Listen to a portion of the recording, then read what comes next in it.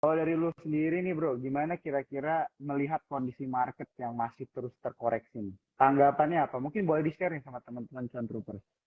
Ya, jadi teman-teman, kalau kita itu mau trading di sebuah IHSG ya, kita di sebuah saham, kita itu harus tahu apa yang terjadi di belakang itu ya. Jangan cuma lihat harga naik atau turun, itu terlalu sedikit informasi yang bisa kita dapatkan. Nah, contoh teman-teman ini sudah mungkin beberapa dari para penonton sudah memahami tentang cara analisa bandarmologi ya. Kita mempelajari arus uang. Coba teman-teman perhatikan ya, para dana untuk MI atau reksadana itu sudah banyak yang defensif. Ya, mereka itu menyimpan dana mereka itu bukan di dalam saham, melainkan di pasar uang ataupun ya di obligasi. Nah, Hmm. jadi kita harus mengerti bahwa MI itu atau manajer investasi itu kan orang-orang pinter semua ya. Mereka itu bahkan satu perusahaan, banyak tim riset dan lain-lain. Dan kalau mereka memutuskan untuk memperbesar bobot di defensif seperti obligasi atau pasar uang. Nah, kita yang sebagai retail ini, itu jangan terlalu banyak take action di dalam IHG. Hmm. Again, kita juga sadar, sepi. Nah, kenapa bisa sepi? Karena uangnya nggak di IHSG, nggak lagi di pasar modal, lagi berteduh di suatu Hmm. tempat, ya, yaitu di obligasi ataupun di pasar uang. Nah, jadi kalau teman-teman lihat nih, asing pun dari awal bulan ya, exit loh ya, Hmm. keluar. Terus yang biasanya di bulan Mei itu kan orang takutnya sell in Mei ya, ISG Hmm. bisa koreksi, dan memang kebetulan setiap seringnya 90% lah itu di bulan Mei memang ISG koreksi. Cuma nih masuk ke bulan Juni tidak semakin baik ya ternyata teman-teman, Hmm. asing malah Hmm. exitnya lebih besar di bulan Juni ini. Artinya teman-teman harus tahu, selain MI lokal yang sudah mulai defensif, asing pun mengurangi ya, karena exit terus kan dari ISG. Lalu Hmm. sisa apa dong ISG? Ya berarti sisa banyakkan retail. Nah, kalau yang namanya banyakkan retail atau kondisi sekarang ya, lebih banyak retail begini. Ya teman-teman, kalau terlalu banyak trading ya, coba-coba kepingin yang cuan setiap hari, itu coba dipertimbangkan lagi strateginya. Karena kalau teman-teman overtrade dan akhirnya makin rugi, pada saat nanti kesempatan itu muncul, teman-teman udah nggak ada uang.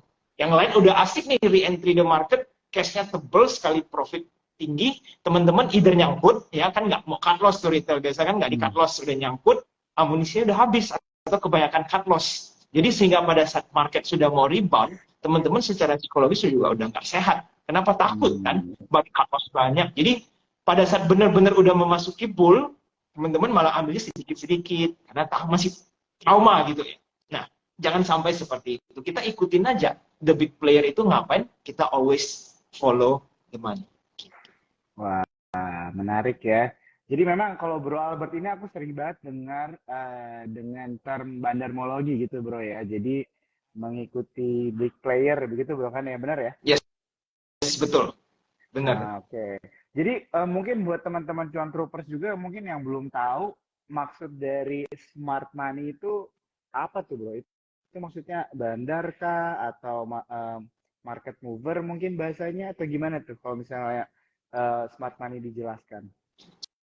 Smart money kalau umumnya ya, mungkin term sederhananya adalah gerakan sebuah uang yang dananya besar dan mereka itu pinter. Smart itu kan artinya pinter. Nah, kenapa bisa dibilang pinter? Mereka Hmm. tahu harus membeli saham apa. Ya. Ya kan? Karena penuh dengan analisa ini dan itu, dan kuantiti mereka besar, sehingga pada saat mereka masuk ke sebuah saham, Hmm. itu berarti sudah penuh dengan analisa, dan dana mereka kalau besar berarti ada kemungkinan tuh naiknya berlanjut, ya kan? Nah, di situ kita ikut di Hmm. belakang melawan mereka. Gitu. Hmm. Itu yang dikan sebagai smart money.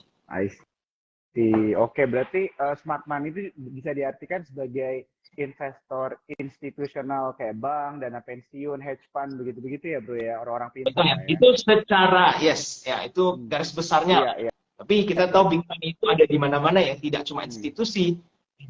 Di mana Hmm. ada group of people ya, sekelompok manusia ataupun bahkan beberapa orang doang, tetapi dananya memang besar. Nah, Hmm. itu juga bisa dibangun Hmm. smart money. Gitu. Wah, ini menarik banget ya. Jadi buat teman-teman cuan troopers mungkin yang masih belum mengerti tadi tentang smart money gitu ya, atau mungkin bandarmologi itu teknik lah ya bandarmologi. Jadi udah mulai kebayang begitu kan. Jadi smart money itu sudah mulai defensif ya. Jadi akan tetap bahkan banyak pertanyaan nih kayaknya ya di talk kita malam hari ini. Tapi tentunya bakalan mencerahkan lah ya buat teman-teman di sini mungkin yang lagi bingung begitu ya bro ya melihat keadaan market sekarang. Oke, kalau misalnya kita mungkin bahas sedikit tentang sentimen gitu bro ya kan jadi tadi Bro Albert udah mention begitu ya istilahnya IHSG merah, and then apa istilahnya em, market mover udah mulai defensif dan udah ada beberapa yang melepas juga gitu ya, hengkang bahasanya. Nah, kira-kira ada sentimen-sentimen apa sih bro yang sedang terjadi gitu? Mungkin yang secara garis besarnya aja gitu yang perlu teman-teman cuan tropos itu perhatikan juga. Gitu. Oke, mungkin yang paling dekat ya untuk kita lihat skop nasional itu adalah pemilu. Ya Hmm. kampanye kan sudah dan pemilu itu tuh next year. Jadi keadaan seperti ini bikin para pelaku pasar itu lebih banyak wait and see pastinya. Nah, kalau dari sisi yang wait and see ini makin banyak jumlah dananya, berarti kan market punya pergerakan akan semakin minim. Dan kalau volume ya, kita anggap itu sebagai volume itu kecil, maka kalau asing keluar sedikit itu ya langsung tumbang. Ya kan hari ini asing keluar sedikit aja, tapi karena memang teman-teman lihat sepi, IHSG langsung turunnya lumayan gitu. Beda kalau misalkan volumenya 10 triliun lebih transaksi per hari kan. Jadi lokalnya pun ya masih ada buy on weakness lah mungkin untuk menjaga beberapa harga kan. Tapi karena udah sepi, MI-nya juga dananya nggak ada di IHSG, berarti kan mereka bukan ready cash untuk serok samura, mereka lagi tunggu loh di dalam money market atau obligasi. Jadi kalau turun ya udah nggak ada yang tahan. Nah kalau teman-teman yang retail-retail yang dananya kecil nyoba-nyoba buat tahan, kalau kena tenggelamin sahamnya ya ruginya akan banyak. Kan kita nggak mau ya terus-terusan rugi dan cut loss gitu. Jadi ya kalau untuk dari segi lokal mungkin lebih banyak karena wait and see kampanye ini ya, yang sebentar lagi ya kita udah mau sampai nih, kita ada Q3 nih ya, bro ya. Jadi bentar lagi Q4, nah ini udah semakin intens lagi, jadi akan lebih banyak yang wait and see. Jadi teman-teman ya jangan terlalu banyak trade sendiri, asik sendiri dengan retail-retail yang lain. Kita harus mengikuti pergerakan smart money, yes, seperti itu. Wah, ya, ya, aku setuju banget ya teman-temannya. Ini mungkin kalau misalnya ada teman-teman yang belum pernah kenal Bro Albert nih, seru banget ya dari bagaimana istilahnya teknik kita berinvestasi atau trading itu juga harus melihat dari pergerakan-pergerakan uang besar begitu kan. Supaya kita jangan istilah tadi yang udah disebut sama Bro Albert sendiri, keasikan sendiri begitu Bro ya. Dengan retail dan akhirnya malah menjadi apa ya? Senjata makan tuan lah ya sama kita sendiri gitu kan.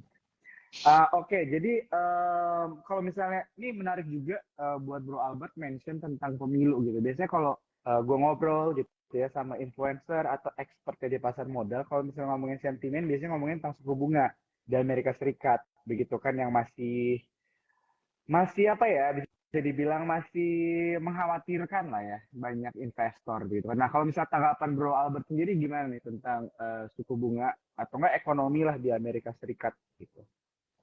Oke, jadi Amerika kan mereka sebenarnya Indonesia sama Amerika keadaan sekarang inflasinya sama-sama mulai downtrend ya, artinya memang perlahan-lahan turun.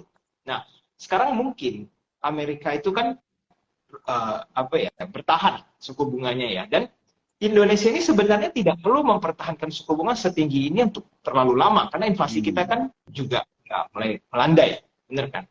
Cuma Indonesia tidak bisa langsung main turunin karena itu akan ada dampaknya dengan USD/IDR kita. Jadi dia harus juga nih mempertimbangkan kalau Indonesia turun, US nggak turunin atau US nanti malah lanjut naik kan bisa gawat gitu kan, malah bikin gejolak yang tidak diperlukan. Jadi Indonesia juga stay. Nah, dengan seperti ini, kalau kita stay dengan suku bunga yang cukup tinggi, saya rasa inflasi tetap akan lanjut turun ya. Dari yang angka sekarang, kalau nggak salah 4%. Benar kan ya, sekarang inflasi kita ada di kisaran 4%. Nah, jadi kalau kita lihat secara suku bunga, saya rasa dari money market ya, itu memang masih menarik. Makanya big funds juga masih gunakan kesempatan ini untuk ambil cuan dari money market loh. Mumpung segini tinggi, kapan lagi, ya kan? Nah nanti pada saat sudah mulai turunin suku bunga, nah itu baru mereka akan lebih berani nih ambil resiko karena suku bunga sudah tidak semenarik itu. Jadi justru teman-teman, mumpung keadaan seperti ini di mana instrumen yang cukup defensif itu memberikan return yang tinggi, kita itu kan harus mengutamakan kita punya aset dulu ya, bukan siapa lebih cepat cuan. Itu paling banyak kesalahan retail yang lakukan ya. Saya ini kepingin cuan 100% 3 bulan, jadi saya harus pilih saham-saham makin lama makin gorengan nih, karena kan mikirnya kalau saham gorengan bisa naik nih 30%, 100% dalam beberapa bulan. Atau bahkan scalping nih, untung 30% sehari. Akhirnya kan gitu. Akhirnya apa? Nggak dipikirin nih aset-asetnya ini makin lama makin susut gitu kan. Karena nyangkut lah, cut loss, dan lain-lain. Padahal di depan mata kita ini suku bunga tinggi. Returnnya bagus, bahkan ada obligasi yang income yang returnnya kuponnya cukup tinggi. Nah, itu kan risknya kecil sekali. Dan kalau teman-teman very low risk, dapat return, anggap nih, di atas 5% atau 6%, loh, kenapa nggak diambil? Kapan lagi ya? Kita kan udah memprotect aset, nomor satu rule kan protect aset nih. Dapat return 6% lagi contoh. Wah, itu menurut saya ya harus ambil. Kenapa kita mencoba surfing di dalam IHSG yang keadaannya tidak menentu. Gitu. Oke, wah menarik ya teman-teman ya jawabannya. Thank you banget Bro Albert. Ini aku mau confirm dulu sebentar, suaraku jauh ya? Agak kecil ya, emang sedikit agak kecil nih. Oke, sebentar ya kalau gitu, sebentar. Harus di ini.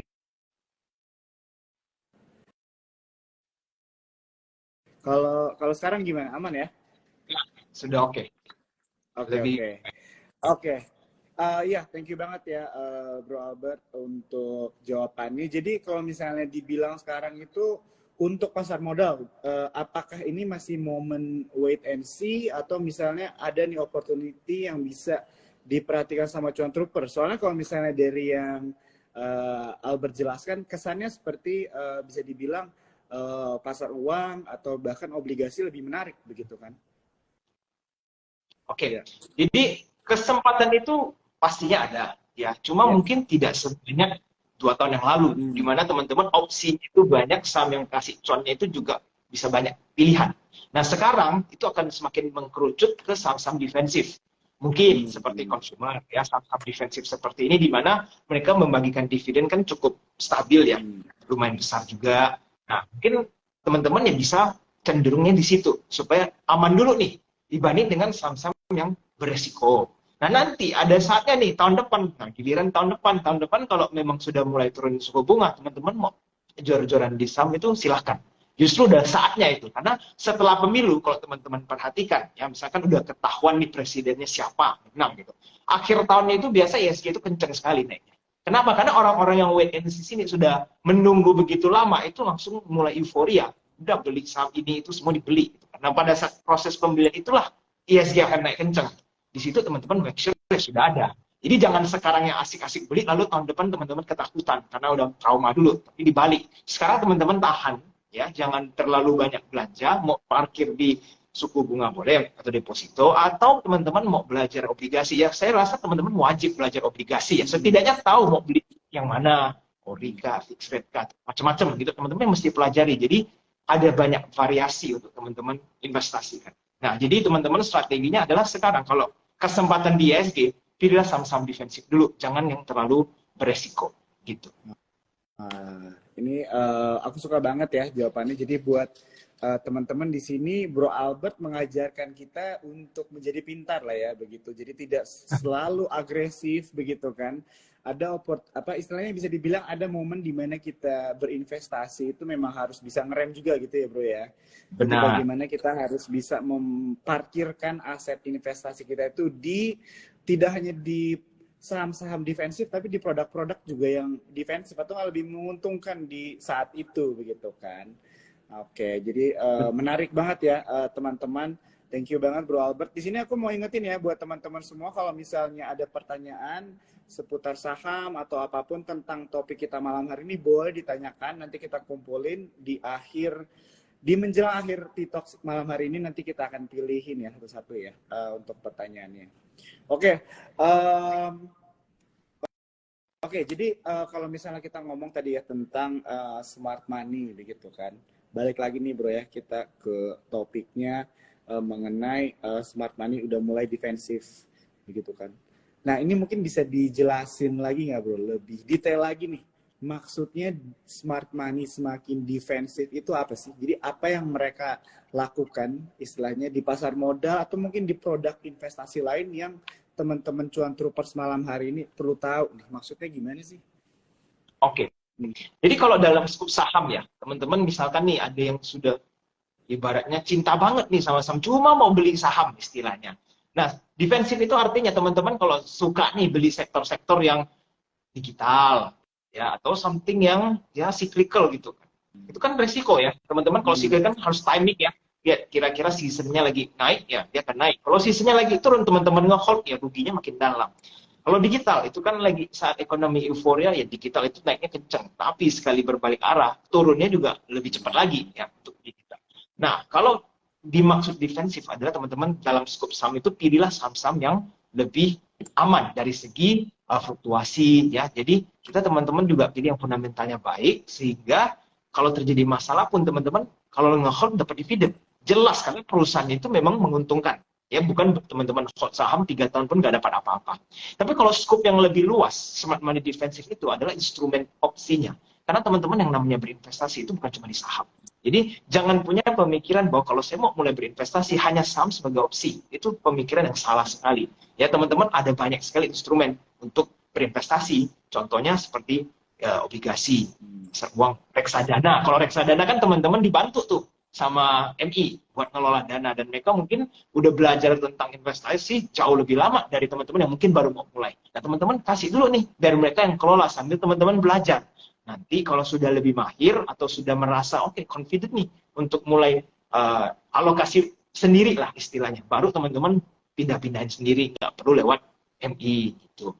Jadi defensif itu adalah mereka mengurangi exposure dari saham ke instrumen yang lebih aman. Itu yang dimaksud dengan defensif. Aku suka nih ya, jadi tidak selalu meluntang saham nih.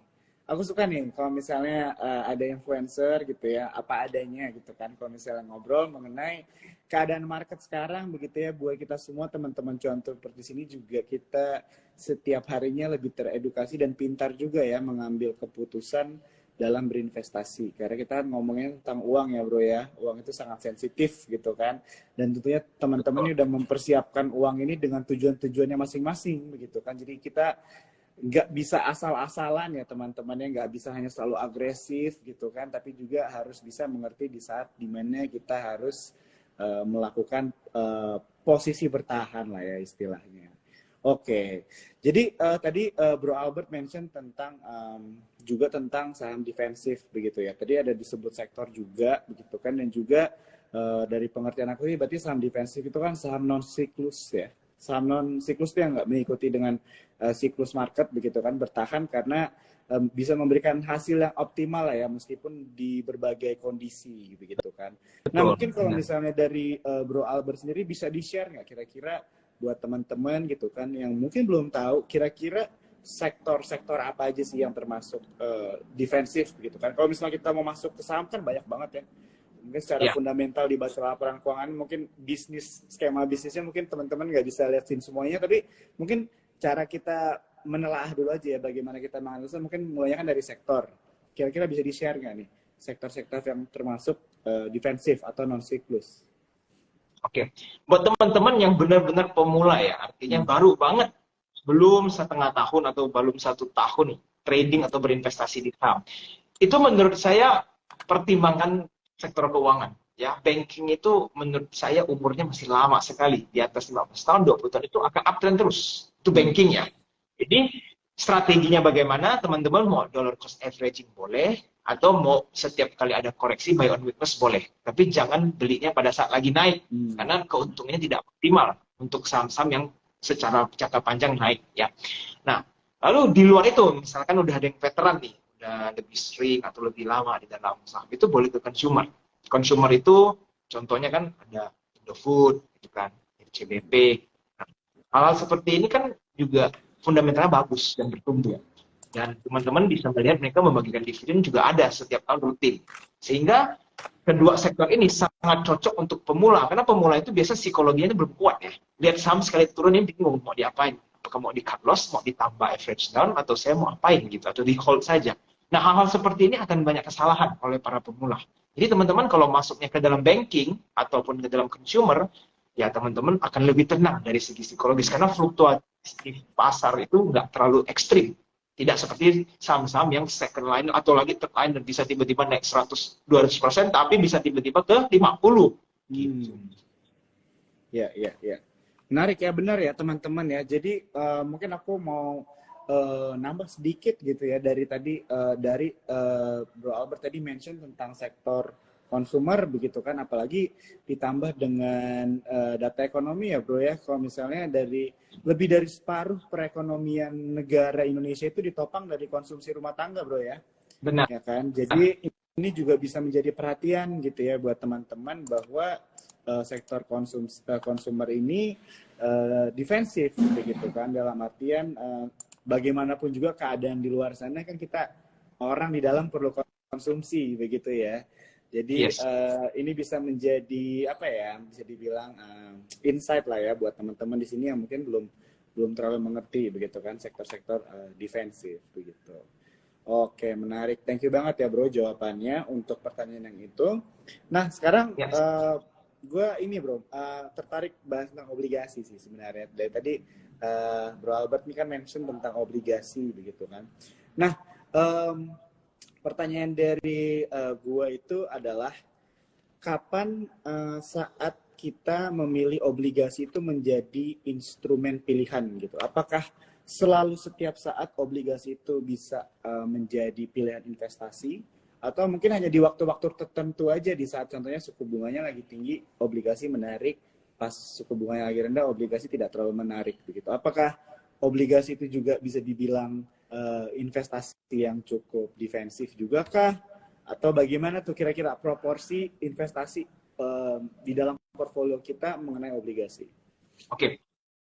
Ya, jadi teman-teman ini kalau dengar hari ini mungkin orang yang suka saham ini mulai bertanya ya, kenapa bahas obligasi gitu kan. Dan justru ini sangat penting, karena teman-teman harus terbuka pikirannya. Kalau teman-teman ada yang suka nih dengerin saham terus ya, selalu tutup mata untuk mengetahui bahwa ternyata investasi itu bukan di saham, teman-teman akan kehilangan banyak kesempatan. Nah, jadi obligasi ini sebenarnya itu adalah step kedua setelah teman-teman kalau sudah mulai deposito. Tahap pertama itu kan deposito. Teman-teman ada nih orang-orang juga yang bahkan nggak deposito ya, cuma taruh uangnya di tabungan, nggak diapa-apain, itu rugi sekali karena kena inflasi, ya kan. Udah ditaruh kena potong admin lagi ya, beberapa bank potong admin. Jadi makin lama makin habis uangnya.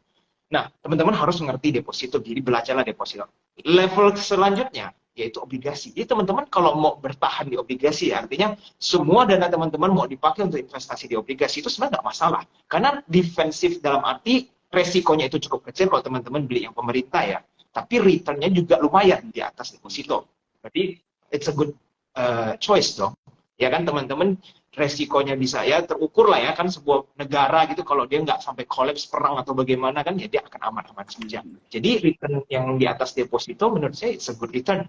Barulah teman-teman masuk ke saham kalau sudah melewati dua fase itu. Nah sekarang kalau momen apa nih yang untuk memperbanyak, ini istilah teman-teman udah ngerti ketiga-tiganya, deposito, obligasi, dan juga saham.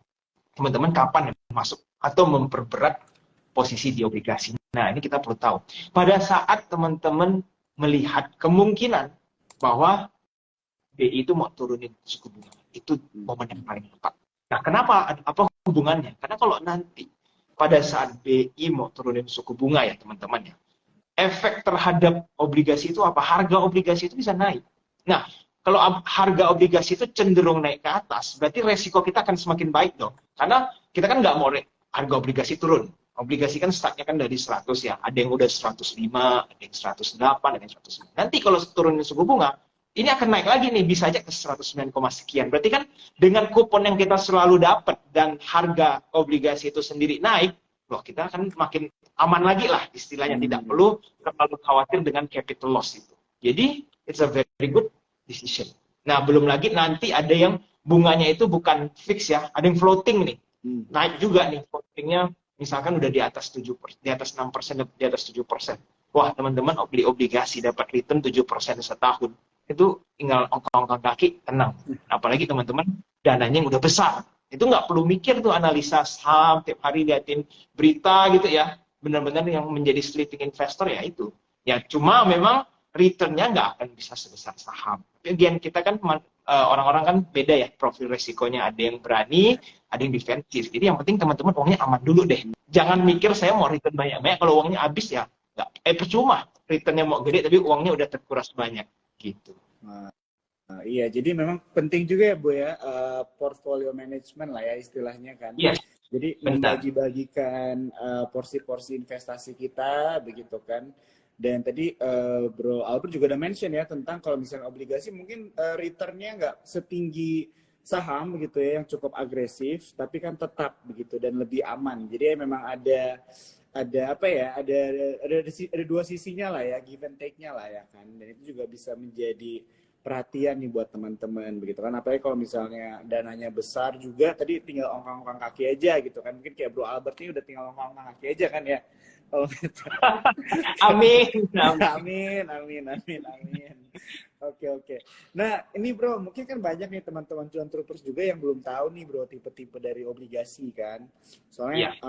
aku dengar kan tadi Bro Albert udah mention sih tentang government bond lah ya, kayak ORI begitu kan. Tapi ada juga kan yang namanya corporate bond kalau nggak salah, tapi ada resiko gagal bayar dan sebagainya begitu kan. Aku juga ada dengar tentang FR dan sebagainya. Mungkin bisa di-share nggak di sama Bro Albert kira-kira tipe-tipe obligasi apa aja sih yang secara umum aja teman-teman cuan troopers perlu tahu beda-bedanya gitu. Soalnya aku pernah dengar ada temanku beli obligasi tapi ternyata yang punya dia yang nggak bisa dijual tuh gitu kan. Jadi bingung juga gitu kan. Mungkin bisa di-share ya sama teman-teman cuan troopers. Iya. Jadi begini, sebenarnya obligasi itu ada beberapa jenis ya, ada 3 sampai 4 ya. Ada suku juga, di mana ada yang bisa masuk ke pasar sekunder, itu bisa diperjualbelikan. Tapi ada yang memang harus holding periodnya sampai to maturity. Nah, jadi teman-teman kalau sekarang saya jelasin semua pasti nanti akan bingung seperti apa. Tapi teman-teman yang namanya bank sekarang itu mereka semua teredukasi tentang menawarkan obligasi. Jadi kalau teman-teman nih kan itu ada banyak ya, kita lihat dari top 4 banks dulu deh yang paling banyak orang tahu kan BCA, BRI, Mandiri, BNI gitu kan. Ataupun bank-bank second liner pun mereka semua sangat paham tentang obligasi. Nah, itu teman-teman sebaiknya nanyain ke mereka, itu boleh. Kenapa? Kan gratis. Teman-teman justru bisa diajarkan tentang obligasi secara gratis, lalu bisa berpotensi, oh saya bisa pilih ini yang menarik. Nah, sekarang strateginya yang perlu teman-teman tahu. Pilihlah resiko yang paling rendah dan jangan pilih corporate bond dulu. Corporate bond itu kan walaupun setinggi apapun jangan tergiur returnnya. Kenapa? Karena bisa potensi gagal bayar. Dan kalau teman-teman kena gagal bayar, itu hilang lah duitnya. Nah, daripada hilang, misalnya dapat cuannya, oke bunganya 9%, ini contoh ya. 9% kan menggiurkan sekali ya. Tapi kalau resikonya 100% hilang, emang teman-teman siap hilang uangnya, nggak bisa bayar gitu kan perusahaannya. Nah, artinya apa? Teman-teman harus ngerti lagi perusahaannya itu realnya itu seperti apa, keuangannya bagus nggak, nanti pada saat jatuh tempo bisa bayar atau tidak. Jadi perlu analisa lebih dalam. Tapi kalau teman-teman pemerintah, itu tenang-tenang saja, nggak perlu banyak analisa. Jadi teman-teman, itulah yang seperti saya bilang tadi, deposito itu level pertama, obligasi itu level 2. Teman-teman sebaiknya itu udah praktek obligasi dulu, sebelum teman-teman udah asik beli jual saham gitu ya. Nah, nanti kalau teman-teman udah paham atau lebih mahir lagi, barulah diversifikasi ke saham. Oke, thank you bro ya buat jawaban dari pertanyaannya. Jadi ya setuju ya. Jadi apalagi tadi Bro Albert mention tentang kalau corporate bond itu tetap ada resikonya lebih tinggi daripada government bond gitu kan. Karena tadi dimention kan kalau misalnya gagal bayar, perusahaan bisa gagal bayar dan investor itu dibayar yang terakhir ya bro ya kan, bener ya? Karena mereka kan harus banyak kewajiban yang mereka bayarkan dulu kan dan sebagainya, dan Betul. investor adalah orang yang terakhir dibayarkan begitu. Jadi memang istilahnya itulah ya, give or take dari resiko begitu kan. Mungkin higher return tapi resikonya juga lumayan besar begitu. Jadi mungkin kita mikir dari tadi, oh di saham ini cukup agresif, tapi sebenarnya dalam bond juga kalau dibagi lagi ada bond yang agresif juga begitu kan. Benar, benar sekali. Iya, iya. Jadi memang penting tadi yang udah Bro Albert mention ya teman-teman cuan troopers, untuk kita tetap menganalisa begitu ya lebih dalam produk-produk investasi yang kita beli begitu kan. Oke.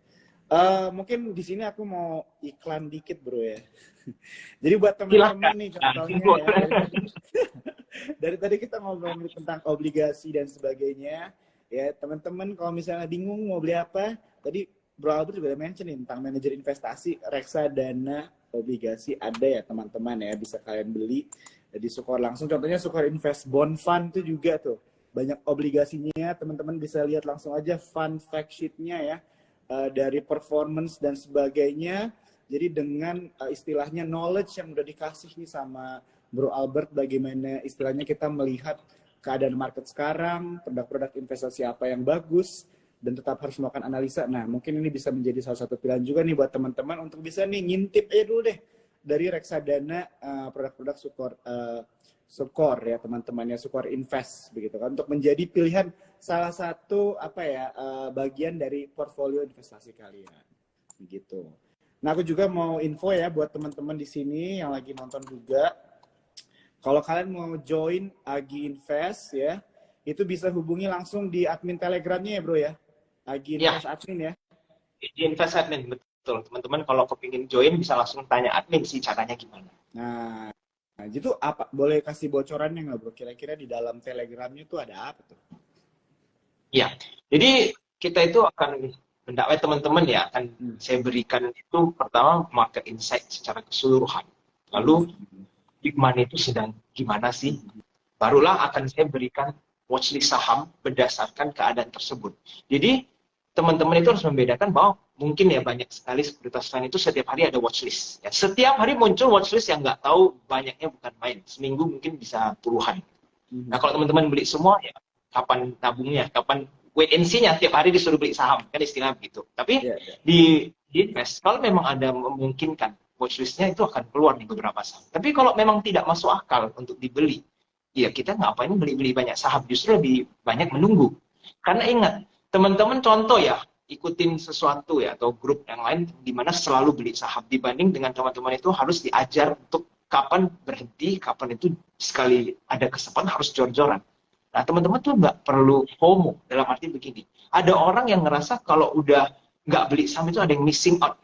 Ya, kok yang lain asik belanja, bisa dapat satu saham ini, yang lain-lain kita belum belanja gitu kan. Sedangkan kita tidak belanja pun, it's a strategy sebenarnya. Not making a move, it's a move kalau di dalam saham. Ya, jadi dengan teman-teman tidak ngapa-ngapain pun, biasanya itu bisa lebih menguntungkan daripada orang-orang yang ambil terlalu cepat, dan lain-lain. Makanya kita itu harus objektif. Walaupun saya ini pelaku pasar, dan saya ini ya kepingin semua teman-teman cuan, tapi kalau memang bukan saatnya trading, ya jangan teman-teman asik trading, memaksakan diri, itu sangat tidak direkomend. Kalau dari saya sih seperti itu. Wah, ini dari jawabannya gue udah suka banget ya teman-teman ya. Aku sampai ingat nih, not making a move is a move. Not making a move is a move ya. Jadi buat teman-teman nih artinya bisa dibilang kalau misalnya kalian gitu ya belajar sama Bro Albert, apalagi kalau misalnya join Telegramnya, begitu kan, di situ benar-benar kita edukasi ya. Jadi nggak semuanya itu serta-merta supaya kita trading dan sebagainya, tapi tetap ya teman-teman, ini kan untuk kesuksesan finansial kalian juga begitu kan. Dan pasti aku yakin di dalam Telegramnya AG Invest ini mengedukasi lah ya buat banyak teman-teman di sini. Ini ada yang nanya Telegramnya apa ya, AG Invest tadi udah dibilang ya. Telegramnya itu adalah Admin kalau mau menanyakan, ya. Untuk bergabung, AG Invest Admin. AG Invest Admin ya teman-teman ya. Yes. AG Invest Admin. Kalau misalnya mungkin ada yang mau nanya-nanya langsung tentang telenya, bingung, bisa langsung aja DM juga boleh ya, di Instagram boleh, silakan. Di IG-nya ya bro ya, bisa ya. Silakan, biar tidak nyasar nanti. Iya. Wah, menarik banget nih ya teman-teman ya. Thank you banget jawabannya bro. Jadi teman-teman jangan lupa ya untuk DM aja langsung IG-nya kalau misalnya masih ada yang kurang jelas begitu. Dan aku juga mau ingetin nih buat teman-teman yang mungkin baru join juga, ini IG live-nya kita save ya bro ya. IG live-nya kita save dan kita akan post nih teman-teman di IG-nya Sukor Sekuritas ya. Kalau misalnya kalian ketinggalan dari awal nih pembicaraan seru gua sama Albert, bisa langsung aja ke feed-nya, nanti kita kalian nonton dari awal begitu. Oke. Ini pertanyaannya udah mulai banyak, tapi mungkin gue mau tanya satu atau dua pertanyaan lagi lah ya bro ya.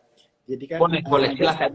Dari tadi sebenarnya gue dapat vibes-nya lo itu emang benar-benar care banget nih buat para investor gitu ya, para trader juga begitu kan. Dan gue yakin kalau misalnya banyak investor gitu ya baru masuk di zaman COVID kemarin tuh semuanya naik tuh, ya kan? Wah seru tuh, semuanya naik gitu ya, mau masuk saham apa aja semuanya naik. Nah, tapi sekarang keadaan market kayak begini nih, bro kan. Jadi bingung juga nih, kan. Jadi mungkin ada teman-teman beberapa cuan troopers yang jadi kapok gitu kan, berinvestasi dan sebagainya. Nah, mungkin bisa di-share nggak nih, Bro Albert, kira-kira hal-hal apa aja sih yang perlu diperhatikan buat teman-teman cuan troopers menanggapi atau menghadapi keadaan market sekarang? Mungkin pesan-pesannya ada nggak? Oke, ya jadi saya mau address mungkin buat teman-teman yang angkatan COVID, gitu. Khususnya di mana mulai trading itu di masa euforik yang tidak make sense. Artinya teman-teman mau hak saham yang PBV-nya 30 pun bisa arah. Jadi kalau saham semahal itu bisa arah berkali-kali, berarti kan nggak perlu analisa. Teman-teman nggak perlu mikir, lihat saham hijau di HK pasti untung. Ya kan? Itu keadaan pas COVID. Nah, sekarang keadaan berbeda. Nah, reality sudah mulai check-in nih. Nah, siapa nih yang benar-benar trader yang bisa analisa sama yang asal-asal HK gitu kan. Nah, sekarang teman-teman perlu tahu kalau memang rencana teman-teman itu jangka panjang di pasar. Kita harus trace kembali lihat ke belakang bahwa market ini yang seperti di 2023 itu sesuatu yang normal. Jadi, kita harus memposisikan, anggap nih teman-teman mulainya itu bukan pas COVID. Sebelum COVID deh, anggap 2019 mulai tiba-tiba baru beli saham semua amblas sampai nggak tahu kemana, ISG kena trading halt. Itu kalau teman-teman psikologinya nggak kuat, jangan. Kalau 2023 aja udah bikin stres atau frustasi, itu gimana perasaan-perasaan investor yang masuk 2019 kena masuk nyelam gitu ya di 2020 Maret, itu mengerikan sekali loh. Apalagi kalau orang yang beli big banks mikir berani gitu, masuknya sampai puluhan M, tiba-tiba BCA nyelam seperti itu. Wah, kalau psikologi nggak sehat, nggak tahu gimana itu kan, kesehatan mentalnya itu seperti itu. Nah, oke, teman-teman harus flashback lagi, apakah cuma di COVID? Oh tidak, bahkan di tahun 2018 pun ISG juga agak lesu. Dan itu selalu terjadi. Nah, jadi pesan dari saya adalah teman-teman itu boleh take a rest atau take a break. Dalam arti apa? Yaitu teman-teman itu mengecilkan exposure di saham, pindah ke instrumen lain. Tapi pada saat nanti market mulai bull, itu justru harus kembali masuk ke dalam market dan itu harus jor-joran. Karena waktu itu tidak banyak. Waktu saat market bull itu harus ambil sebanyak-banyaknya. Karena kita harus kembali justru ingat, waktu market bull, kembalilah ingat pada saat COVID, teman-teman beli apapun langsung cuan kan? Nah itu yang harus diambil momennya. Cuma itulah yang skill yang harus teman-teman develop di dalam market, mengetahui bahwa kapan harus saatnya kita jor-joran, kapan kita harus defensif. Karena bukan setiap hari kita itu lari. Berlari itu salah besar. Ya itu pesan dari saya. Wah, aku nggak mau tambahin lagi ya teman-temannya itu supaya meresap nih di pikiran kita semua ya. Jadi pesan-pesan apa aja yang udah disampaikan Bro Albert nih buat teman-teman cuan troopers yang nonton malam hari ini. Oke. Jadi mungkin kita coba sambil lompat-lompat aja ya bro ya ke beberapa teman-teman. Boleh, silakan. Mau nanya. Jadi udah cukup banyak. Mungkin ada yang nanya nih bro, terserah deh mau dijawab apa enggak. Bang, view-nya bulan ini sektor apa nih yang mulai bullish? Oke, jadi seperti yang tadi saya sharing di awal ya, bahwa sekarang itu so far sampai per hari ini, market IHSG itu sangat minim dananya ya. Big money udah teman-teman pelajari tuh, rata-rata reksadana campuran. Wah, itu udah asik beli obligasi dan simpan di money market.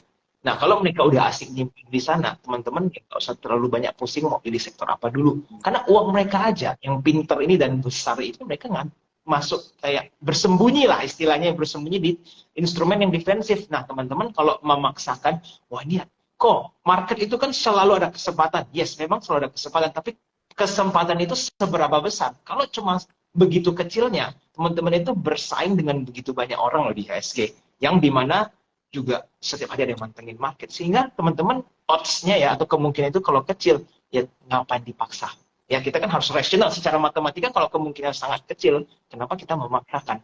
Nah, kalau ditanya sektor untuk bulan ini apa yang menarik, sementara ini belum ada. Kalau untuk bulan ini doang ya, dalam jangka pendek ini masih belum ada. Kenapa? Asing exit, volume kecil, big funds juga nggak ada yang nahanin saham, jadi sementara ini ya tidak akan ada yang terlalu menarik sih. Paling ya tetap kalau untuk saham-saham gorengan beda cerita ya. Saham-saham gorengan kan naik turunnya itu yang namanya gorengan. Gampang naik, gampang turun. Tanpa sebab pun bisa tetap naik. Jadi ya itu beda. Kalau teman-teman bahasnya udah third liner sampai goreng-gorengan, ya sebenarnya apapun bisa dibeli. Ya cuma resikonya besar sekali ya. Bisa ke 50 atau bahkan sekarang bisa ke bawah 50 nyangkutnya. Benar. Oke, udah dijawab ya teman-teman cuan troopers yang nanya. Ini pertanyaan selanjutnya nih bro. Jadi ini kita lompat ke tentang obligasi. Jadi dia nanya nih bro, kok Albert jika terdahulu sudah punya obligasi tapi kini ada yield yang lebih menarik, apakah yang terlalu dicairkan ditukar dengan yang menarik? Nah ini mungkin cukup general pertanyaannya, tapi mungkin kira-kira ada hal-hal apa aja nih bro yang bisa dipertimbangkan nih kalau misalnya ada obligasi terus dia mau pindah nih ke yield yang baru, ke obligasi yang baru dengan yield yang lebih naik, kira-kira ada strateginya nggak atau sesimpel itu aja pindah? Oke, kita harus membedakan dulu definisi yield yang lebih baik ya. Artinya begini, kita kan kalau menganalisa obligasi, kita harus lihat beberapa poin. Contoh harga sekarang di pasar sekunder berapa? Harga obligasinya apakah dia 100 berapa tinggi gitu, atau dia di bawah 100 pertama. Kedua itu kan kuponnya berapa, ya kan? Baru ketiga itu tenornya seberapa lama. Nah, tiga hal itu yang perlu teman-teman analisa. Jadi, definisi yield ini apakah dengan current yield atau cuma harga sekitar kupon. Kalau cuma teman-teman, oh yang satu kuponnya 5% lebih, yang satu 6%, tapi teman-teman nggak analisa harga obligasinya berapa, itu salah cara analisa begitu. Karena kita harus mempertimbangkan harga obligasi itu juga. Baru kita bisa tahu current yield-nya itu sebenarnya berapa. Nah, kalau memang teman-teman sudah bisa membandingkan current yield, ada yang lebih menarik. Teman-teman lihat apakah pada saat ada biaya jual dan belinya itu setimpal dengan selisih yield yang didapatkan. Kalau kurang lebih sama, ya menurut saya sih di-keep aja, daripada repot-repot. Toh bedanya sangat tipis, mungkin nggak sampai 1% bahkan. Jadi buat apa teman-teman repot pindah sana pindah sini. Tapi kalau udah lebih dari 1,5%, nah boleh untuk teman-teman di-switchingkan. Oke, thank you bro jawabannya. Buat teman cuan ya. Buat teman cuan terus tadi udah bertanya, thank you ya udah bertanya juga. Oke, pertanyaan selanjutnya ini dari Apriyadi Purba. Jadi dia nanya, Ko Albert mau nanya, saya punya saham kena pemantauan khusus, harganya udah di 28. Apakah masih bisa keluar dari saham itu atau akan turun terus sahamnya? Nah, oke. Nah, ini mungkin sesuatu yang baru ya. Teman-teman harus tahu saham itu kan biasanya memang di 50. Baru ada kebijakan yang baru terjadi. Ini bisa jeblok di bawah 50, ya kan? Bahkan bisa menuju 1. Memang saya sempat bahas juga di video YouTube saya hampir 2 minggu yang lalu tentang fenomena ini ya. Nah, kalau ditanya apakah boleh di-hold atau tidak, ya sekarang menurut saya sih resikonya akan semakin besar ya. Karena perusahaan ini justru itu kan kenapa dia bisa ke 50 at the first place, pasti ada masalah dengan fundamentalnya. Barulah saham ini jeblok ke 50. Nah, sekarang ibaratnya itu dikasih kesempatan nih buat exit, ya kan? Untuk retail-retail yang nyangkut sudah begitu lama. Tapi tragisnya itu ya ke 50 ke 1 itu loss-nya bisa gede sekali. Kalau teman-teman anggap nih beli 50, dia drop ke 40 aja, loss-nya udah berapa puluh persen. Apalagi kalau teman-teman berhasil terjual pas dia di bawah 5. Wah, itu kerugiannya saya udah nggak ngerti lagi. Cuma sekarang teman-teman kalau dananya udah sedemikian rupa waktu exit, berhasil exit, itu paling sisa berapa? Kalau teman-teman berhasil jual di bawah 20 atau di bawah 10, nah uang ini mau dipakai buat apa sekarang? Ya kan? Nah basically, kalau teman-teman mau analisa lagi, ya coba perhatikan apakah perusahaannya ini ada perbaikan. Ya mungkin kalau memang ada ya, teman-teman mau hold boleh. Tapi kalau makin buruk, makin parah, equity-nya makin hilang, bahkan para pemodalnya pun ikut asik cabut uang dari perusahaannya. Jadi teman-teman ngapain hold saham ini? Ya kan, equity-nya aja sudah makin lama makin jeblok gitu. Artinya investornya aja semua mencabut diri dari perusahaan itu. Lalu teman-teman asik nge-hold sampai 1. Ya nanti akhirnya kejual di harga 1 gitu.